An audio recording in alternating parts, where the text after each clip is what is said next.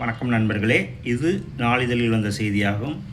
தமிழ்நாடு மின்சார வாரியத்தில் களப்பணியாளர்கள் உடற் தகுதி தேர்வில் மாற்றம், அதிகாரிகள் நடவடிக்கை. சென்னை, ஜூன் 15. தமிழ்நாடு மின்சார வாரியத்தில் களப்பணியாளர் தேர்வில் உடற் தகுதி தேர்வில் மாற்றம் செய்யப்பட்டுள்ளது என்று மின்சார வாரிய அதிகாரிகள் கூறினர். தமிழ்நாட்டில் அறிவிக்கப்படாத மின்வெட்டு மூலம் பொதுமக்கள் அவதிக்குள்ளாகி வருகின்றனர். இந்த நிலையில் வாரியத்தில் உள்ள காலி பணியிடங்களை உடனடியாக நிரப்பி பணிகளை துரிதப்படுத்த வேண்டும் என்று தொழிற்சங்கங்கள் கோரிக்கை விடுத்து வந்தன. இதனை ஏற்று உடனடியாக காலி பணியிடங்களை நிரப்ப நடவடிக்கை எடுக்கப்பட்டது. அதன்படி சுமார் 15,000 காலி பணியிடங்கள் விரைவில் நிரப்பப்பட இருப்பதாக அரசு அறிவித்துள்ளது.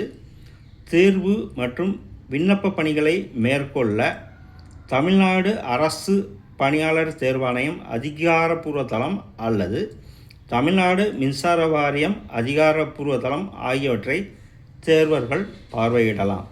உடற் தகுதி தேர்வில் மாற்றம். மின்சார வாரிய கள உதவியாளர் தேர்வு முறை மற்றும் உடற் தகுதி தேர்வு மூலம் தேர்வு செய்யப்பட்டு வருகின்றனர்.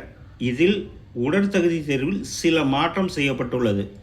குறிப்பாக களப்பணியாளர் கள உதவியாளர் தேர்வில் உடற் தகுதி தேர்வில் மின்கம்பம் ஏறுதல் தேர்வில் பிரத்யேக ஷூ அணிந்து கம்பம் ஏறலாம் என முக்கிய திருத்தம் செய்யப்பட்டுள்ளது.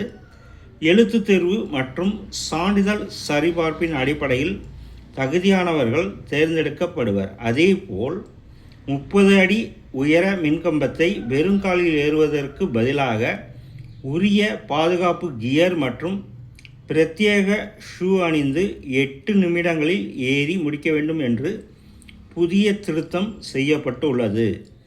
உடற் தகுதிகளை பொறுத்தவரையில் 35 கிலோ எடையை கீழே வைக்காமல் 100 மீட்டர் தூரத்தை கடக்க வேண்டும் என்று மின்சார வாரிய உயர் அதிகாரிகள் கூறினர். இந்த செய்தி நாளிதழில் வந்த செய்தியாகும்.